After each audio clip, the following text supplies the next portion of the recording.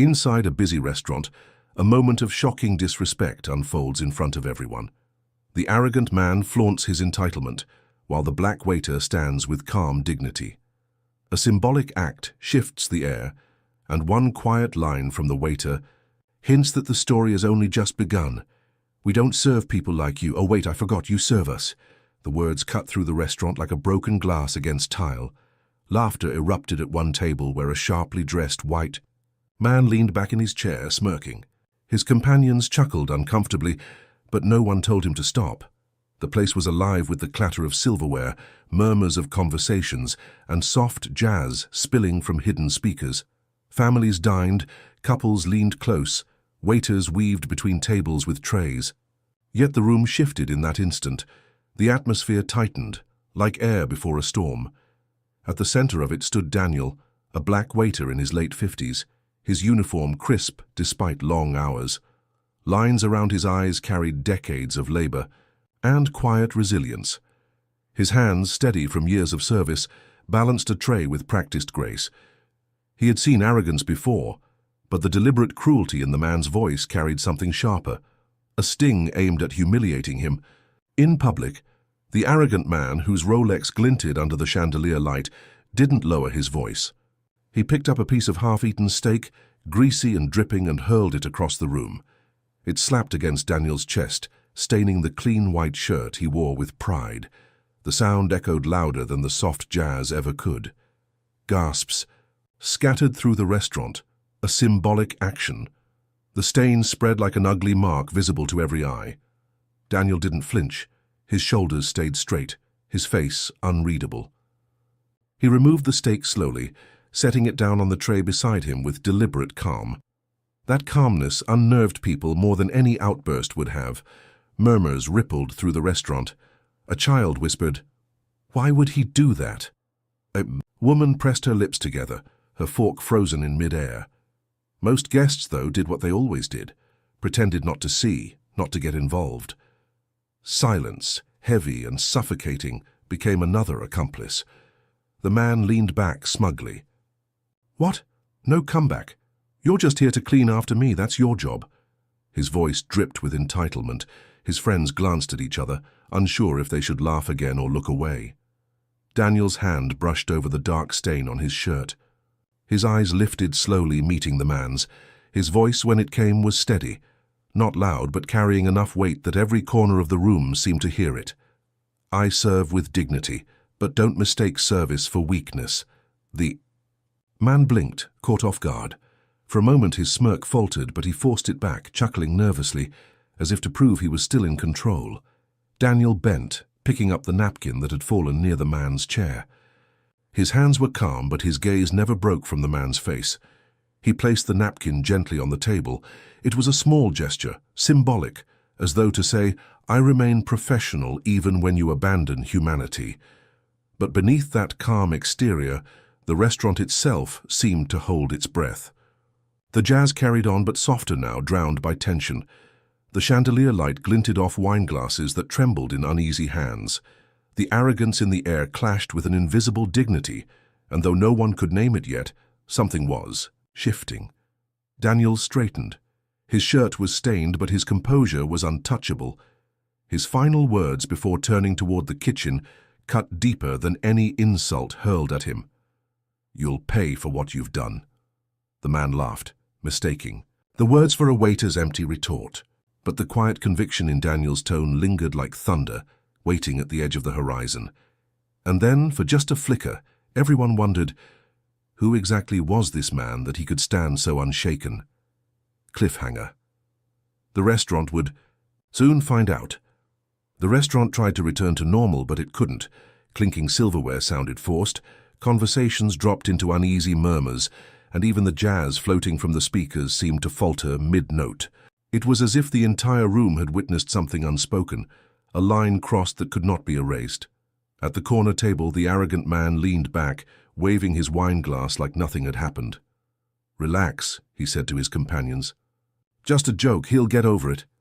His chuckle was hollow, bouncing against walls heavy with discomfort, but no one laughed with him this time. A family seated 2 tables away whispered quietly. The father muttered, That was uncalled for, while his daughter's eyes remained fixed on Daniel, who disappeared into the kitchen with silent grace. A young couple near the window exchanged a glance, the woman shaking her head. People. Like him, she said softly, nodding toward the arrogant man, think money makes them untouchable. Yet most diners did what society had taught them to do. They lowered their eyes, stirred their drinks, and chose silence. Silence had always been the safest choice. The arrogant man, Mr. Caldwell, noticed the stares. He puffed his chest, annoyed that his display hadn't won him the admiration he expected. What? Don't tell me you're all offended by that, he sneered. It's just part of the fun. People like him should be grateful to even have jobs here. His words dangled in the air, ugly and raw. His companions fidgeted, sipping their wine to avoid answering. One of them, a younger man in a navy suit, tried to redirect.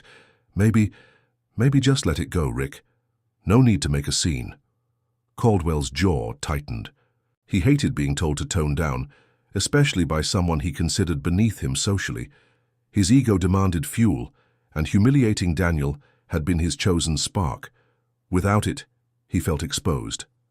Meanwhile, behind the swinging kitchen doors, Daniel washed the stain from his shirt under a stream of cold water. The meat grease clung stubbornly, spreading instead of disappearing. His reflection in the stainless steel sink stared back at him, calm but tired. He remembered his father's words, spoken decades ago when he'd first started working. Dignity is the one uniform no one can stain. Wear it tighter than any shirt. Daniel let out a slow breath, buttoned his damp shirt again, and walked back toward the dining room. The conversations dimmed as he emerged, carrying a tray with the same measured steps as before. His professionalism was a quiet defiance, as though he refused to let Caldwell's cruelty define the evening. Caldwell saw him and smirked.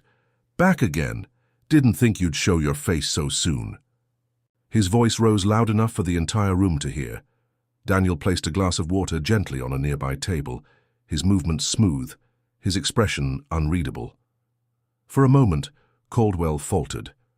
It was unnerving how the man he tried to humiliate wasn't breaking, wasn't raging, wasn't even trembling.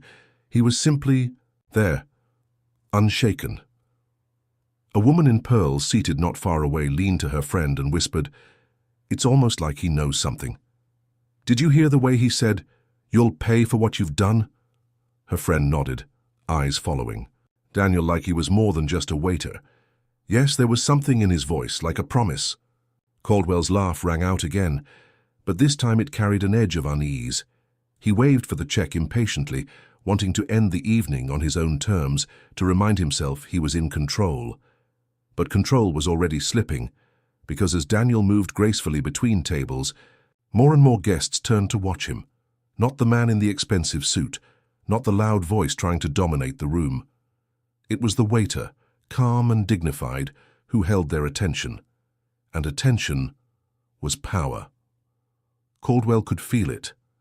And, though he tried to drown it with another gulp of wine, the bitter taste told him something he didn't want to admit. The night was no longer his. The air had thickened so much that even the jazz in the background seemed to play with hesitation. Every fork, every whisper carried the weight of unease. Mr. Caldwell's smirk was beginning to tremble, though he disguised it with another loud chuckle. Then the sound of measured footsteps broke through. From the far end of the restaurant, a man emerged, tall with silver hair combed neatly back, his suit dark but understated. His presence carried authority without the need for words. This was Mr. Harrington, the owner of the restaurant. The moment he entered, conversations softened into silence. Patrons lowered their voices, waiters straightened their backs, and even Caldwell's friends turned in his direction. Harrington was known for being rarely seen but deeply respected. Caldwell leaned back, unimpressed. "Finally," he said with a half-smile, "the big man himself. Good. Maybe you can train your staff better. That one—" He jabbed a finger toward Daniel, who was refilling a glass of water at another table, forgot his place tonight. The owner didn't answer immediately. His gaze swept across the room, pausing briefly on Daniel, then resting on the stain that still marked the waiter's shirt. His jaw tightened almost imperceptibly. "Forgot his place," Harrington repeated, his voice calm but carrying across the room. Or remembered it better than anyone here. Murmurs rippled through the guests. Caldwell's face flushed red. Excuse me? He disrespected me. I don't pay for this kind of service. The owner stepped closer, his eyes locked on Caldwell's. No, you don't pay for dignity, because dignity isn't for sale. For the first time, Caldwell didn't have a ready laugh. His lips parted, then closed, his ego searching for a way to recover. His companions shifted uncomfortably in their seats, sensing the shift of power. Daniel continued his work silently, but those watching could see the flicker of relief in his eyes. Not relief for himself, but relief that someone finally chose to speak truth in a room too afraid to do so. Caldwell straightened his tie, forcing confidence. Look, I don't want trouble, but I'm a paying customer. And you know as well as I do that restaurants don't survive without people like me.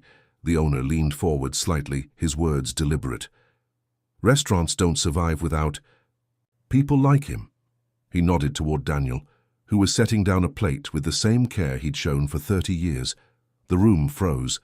Guests glanced at each other, some nodding subtly, realizing the truth of those words. Caldwell's hand tightened around his glass, his knuckles white. His wealth had always bought him control, but here, in this room, something stronger was stripping it away. Desperate, he tried another tactic. You don't know who I am, he said, his voice dripping with warning. You'd be wise not to cross me.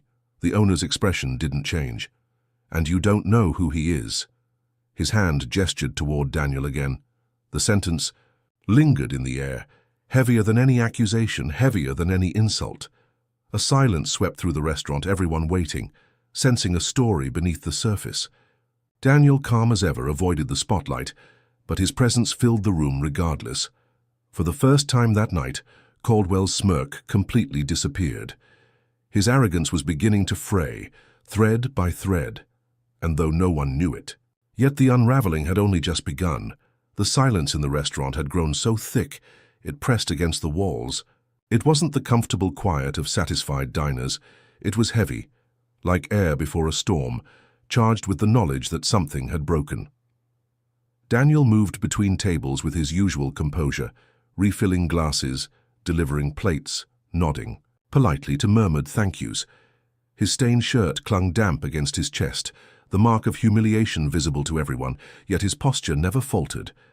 If anything, it was straighter now, a silent refusal to be bent. At one table, a young boy tugged on his mother's sleeve. "Mom," he whispered, "why didn't anyone stop him?"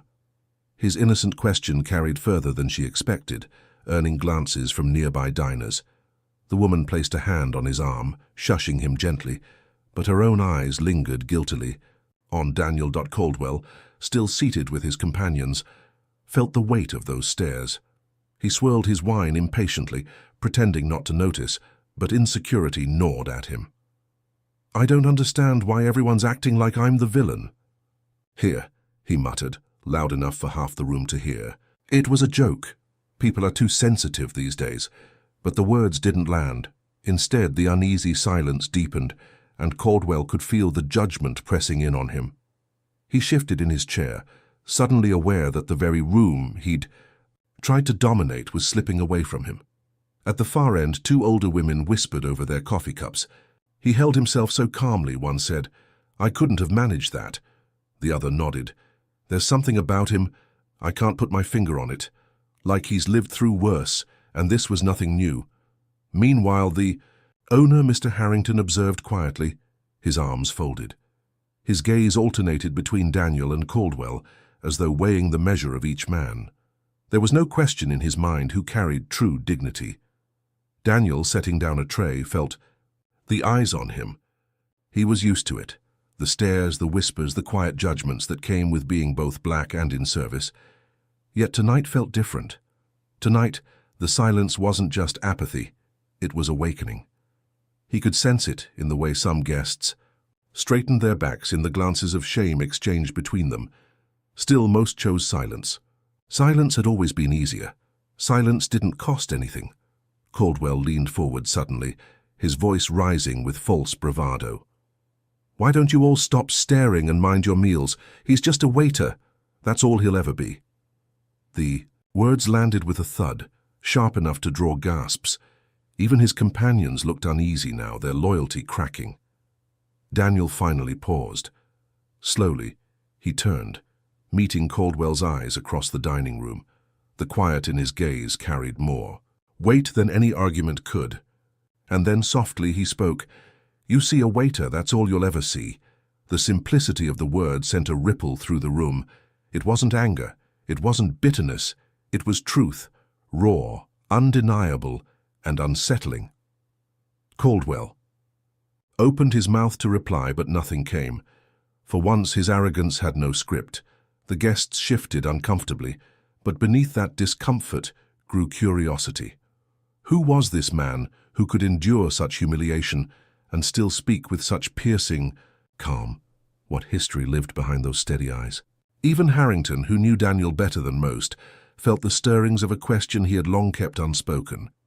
He had always admired Daniel's loyalty, his quiet professionalism, but tonight revealed something deeper, a strength forged not just by work, but by something greater, something hidden.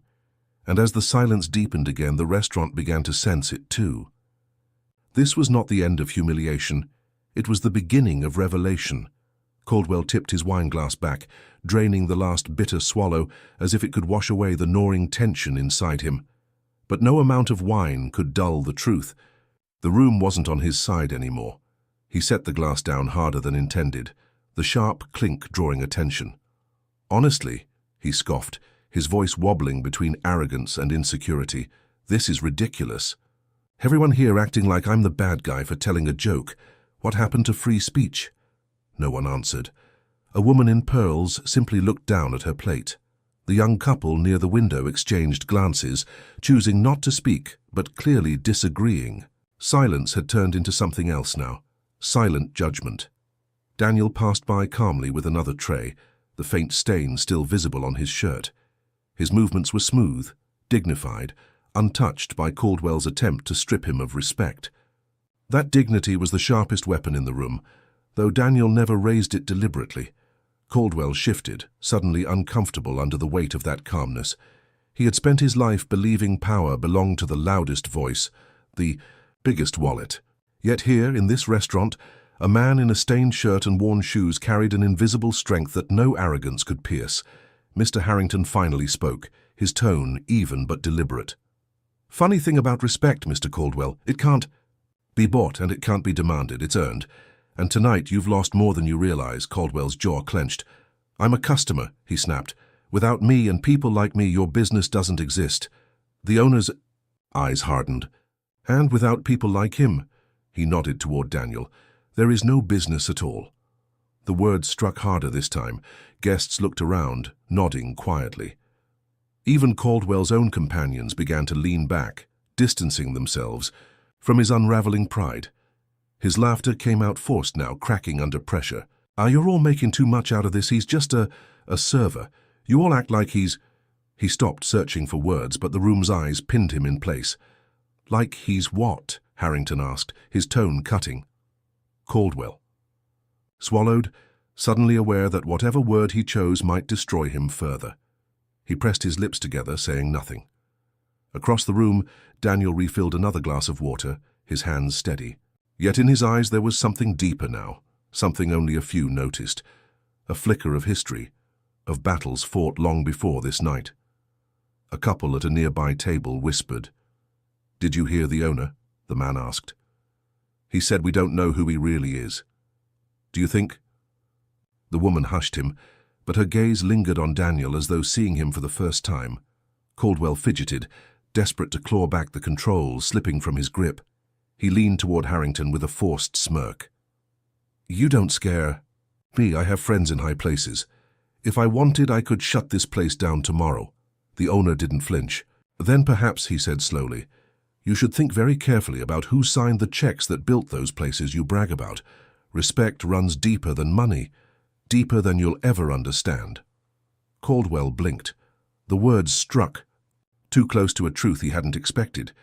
For the first time he felt a chill crawl down his spine, and as Daniel passed once more, calm and silent, Caldwell caught himself staring, not with contempt, but with the first uneasy seed of fear.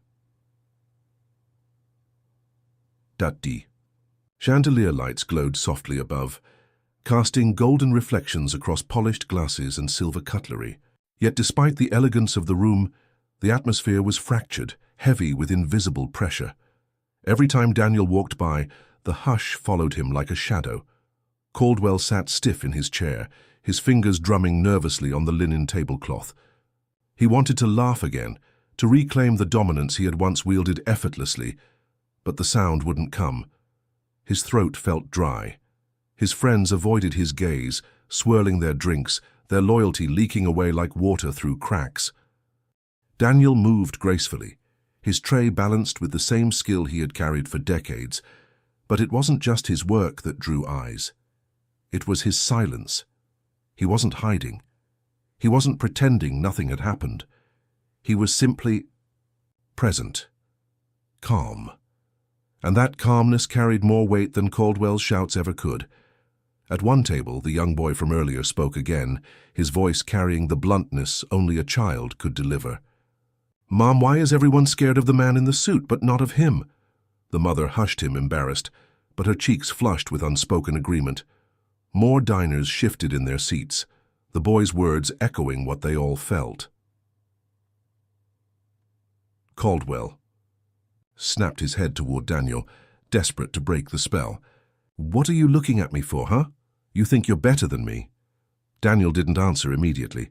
He set down a plate at another table, adjusted a fork, then turned slowly.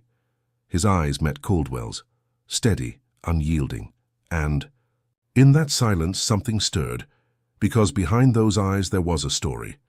A history carved deep by time, by struggle, by victories long forgotten by others, but never erased.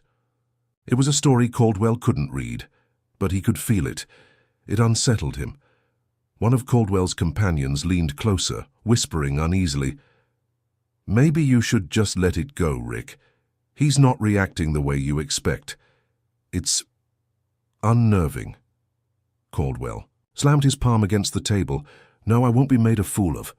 His voice rang out too loudly, cracking in its own echo.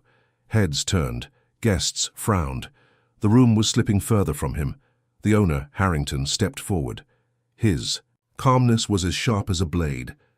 "Mr. Caldwell, the only fool here is the man who thinks he can measure another's worth by his wallet." Caldwell's face flushed crimson. "Do you know who I am? Do you have any idea the connections I have? I could ruin this place." Harrington's gaze was steady. "Connections mean nothing when respect is gone, and it seems tonight you're running out of both." Whispers rippled through the diners. Some leaned forward eagerly, sensing something deeper. A man at the bar muttered, "Why does it sound like he's protecting Daniel, like he knows more than he's saying?"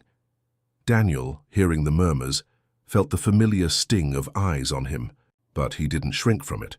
He had carried heavier weights than this gaze. He wiped a glass with a clean cloth, the quiet rhythm of the act almost symbolic, cleansing steady, unbroken. Caldwell sneered, but the edges of fear began to creep into his eyes. He had mocked Daniel for being just a waiter, but now he couldn't shake the sense that the man standing in front of him was more than he had ever guessed. Daniel finally spoke, his voice low, almost gentle, but every ear in the restaurant heard it. "You think you know who I am. You've already decided, but the truth has a way of arriving when arrogance blinds the eyes." A chill swept through the room. Some diners exchanged wide-eyed glances. Caldwell shifted uncomfortably, his hand tightening on his glass, until it threatened to crack. The calm dignity in Daniel's voice wasn't just resistance anymore, it was a warning. And though no one yet knew the full truth, the balance of the night had shifted. The room, once lively with chatter and clinking cutlery, now breathed like a single restrained chest. Every movement, every word was charged. The diners were no longer pretending not to see. They were watching openly now. The balance of power had shifted. Caldwell's hand shook as he poured the last of his wine into his glass. The liquid sloshed unevenly, betraying his unease. He gulped it down as though drowning his fear in red bitterness. his arrogance, once untouchable, now cracked like a porcelain mask. "Enough of this circus," he barked, his voice louder than it needed to be. "I demand better service than this. I'll have your license pulled, your business ruined." He jabbed a finger at the owner, Mr. Harrington, his anger swelling to fill the silence. But the silence fought back. A man at the bar spoke up, his voice steady. "You should be ashamed of yourself." Caldwell turned, startled. "What did you say?" The man straightened. "I said you should be ashamed. I've eaten here for years. I've seen Daniel serve with more kindness than anyone. Tonight you've shown us who you really are." Murmurs of agreement rippled across the restaurant. A woman in pearls added, "He stood with dignity. You sat with cruelty." Caldwell's jaw worked furiously, but the words refused to come. For the first time, the silence wasn't protecting him. It was crushing him. Daniel carried another tray through the room. His shirt still bore the faded stain, a reminder of the insult. Yet his steps were steady, almost regal. He wasn't fighting Caldwell, he was simply being, and in that being, he was winning. Harrington took a step forward, his voice calm but firm. "Mr. Caldwell, threats mean nothing here. Respect is the only currency we honor." "You'll regret this," Caldwell spat, though the tremor in his voice betrayed him. "I'll make sure of it." Daniel finally stopped, setting the tray down on an empty table. He turned, his gaze locking onto Caldwell's. The room hushed again, waiting. "You think power is loud," Daniel said softly, "but real power doesn't need to shout." Caldwell's face twisted. "You—" His voice cracked and he slammed his fist against the table. Silverware clattered. His own companions recoiled, sliding their chairs back from him. The sound reverberated, sharp and desperate. It wasn't strength. It was collapse. Children stared wide-eyed, adults whispered, and the room felt the arrogance unravel into something pathetic.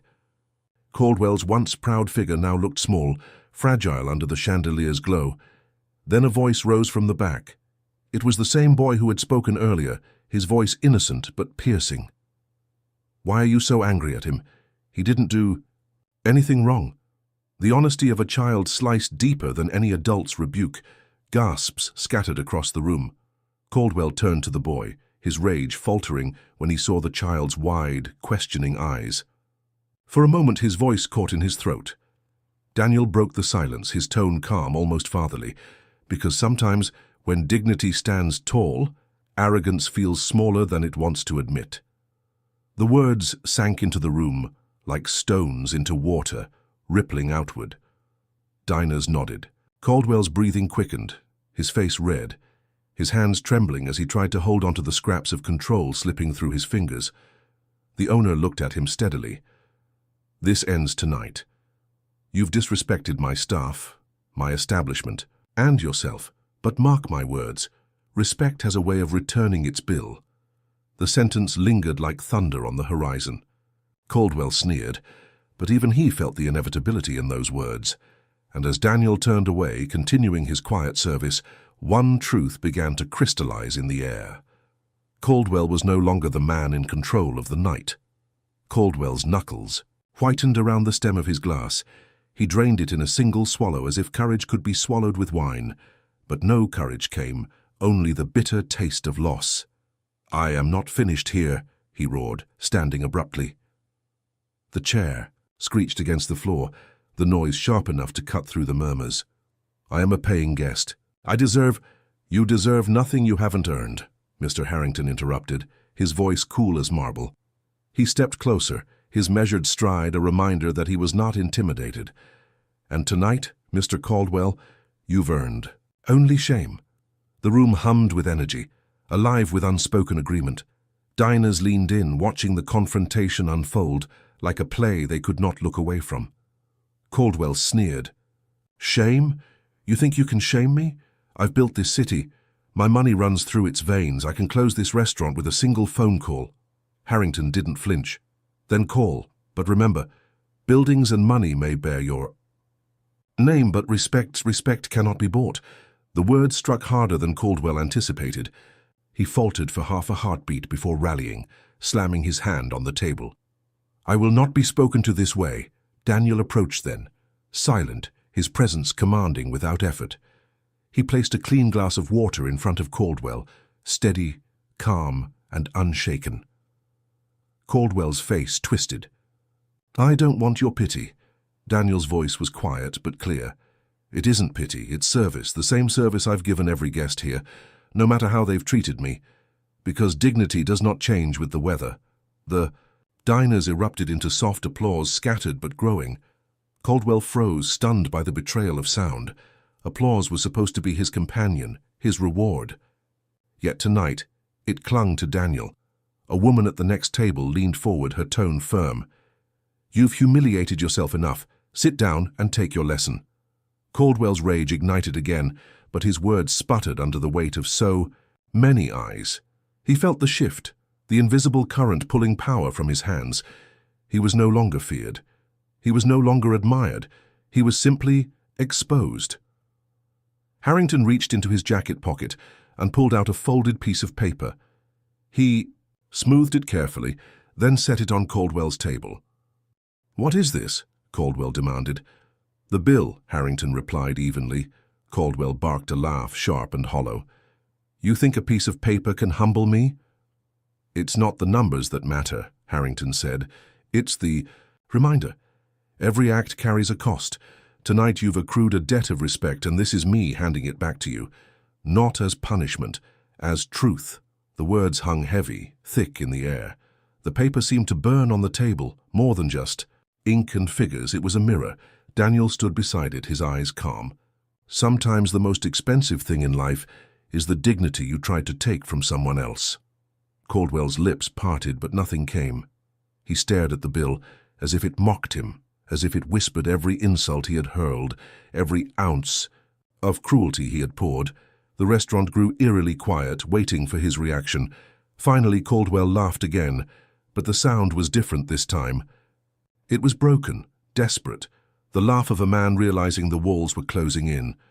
"You all think you've won something tonight?" "No," Harrington replied softly. "We've simply refused to lose what matters most." The applause returned. Louder, longer, no longer scattered. Caldwell's eyes darted around the room, searching for an ally, but finding none. Even his own companions sat stiff, silent, unwilling to share his shame. His glass trembled as he lifted it again, only to find it empty. The hollow sound of the glass clinking back onto the table echoed his emptiness, and Daniel, steady as ever, turned to serve another table, leaving Caldwell staring at the bill that was no longer about money, but about the truth he could no longer escape.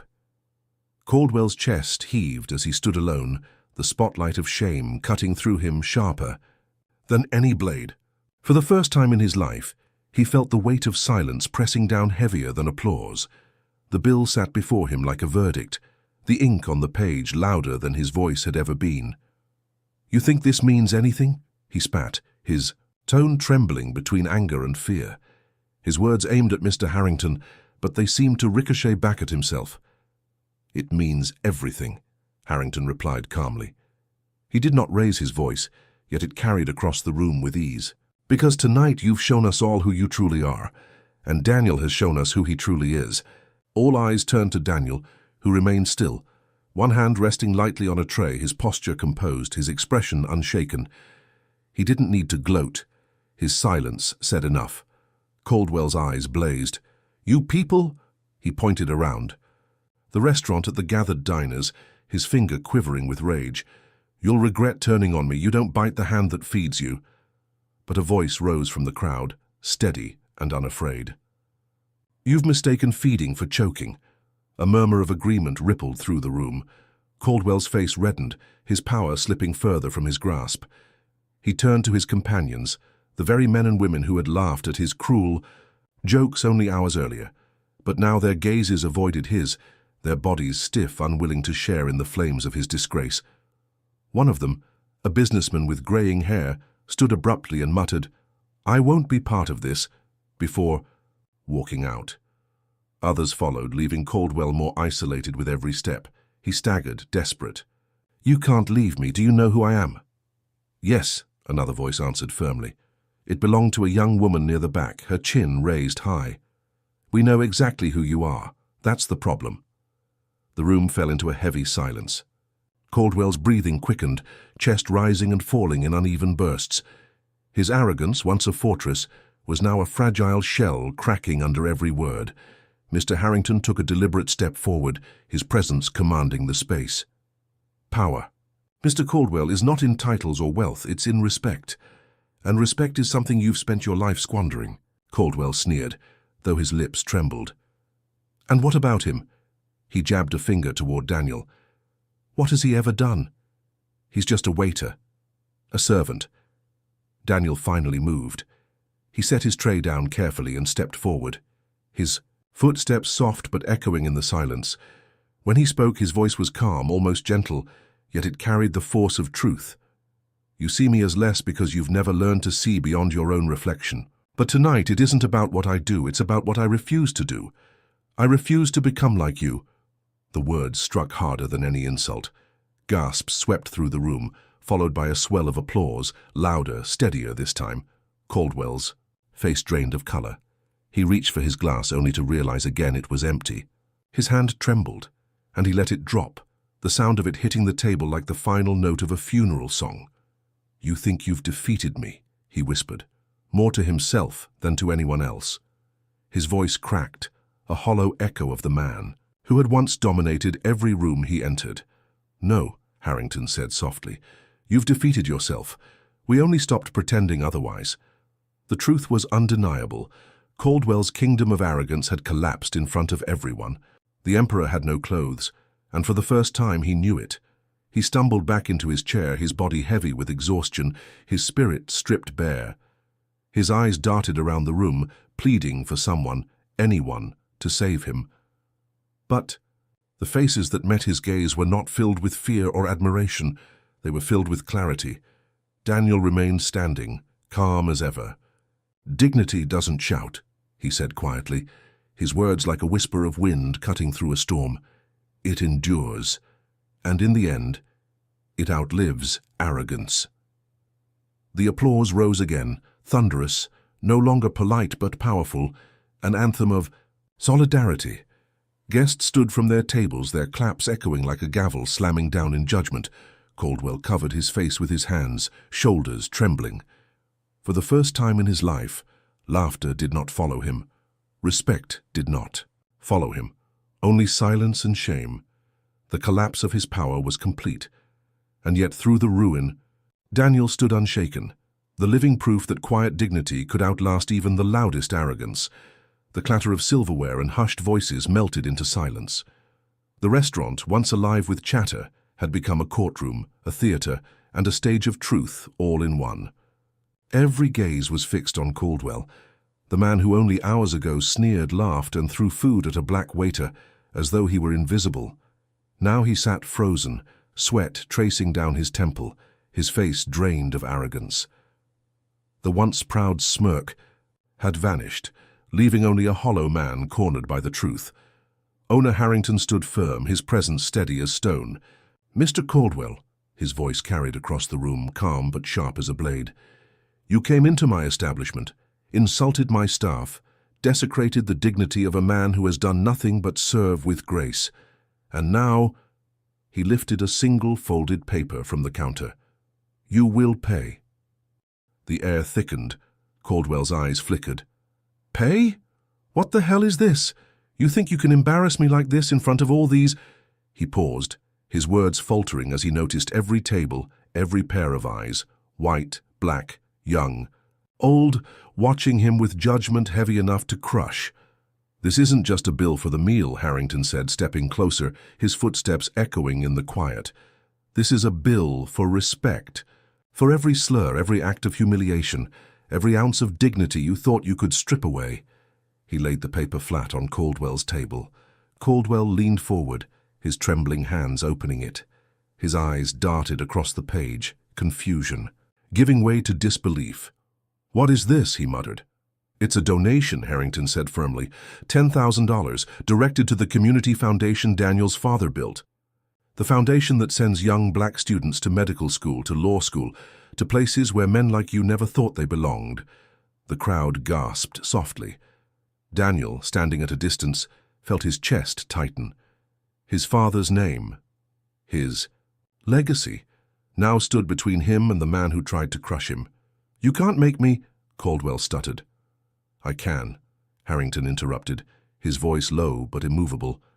"Because if you refuse, this story leaves with every patron in this room. Tomorrow morning, every paper, every news channel, every office will carry the tale of how you threw food at a black waiter and then ran from accountability." The silence was electric. Caldwell's lips trembled.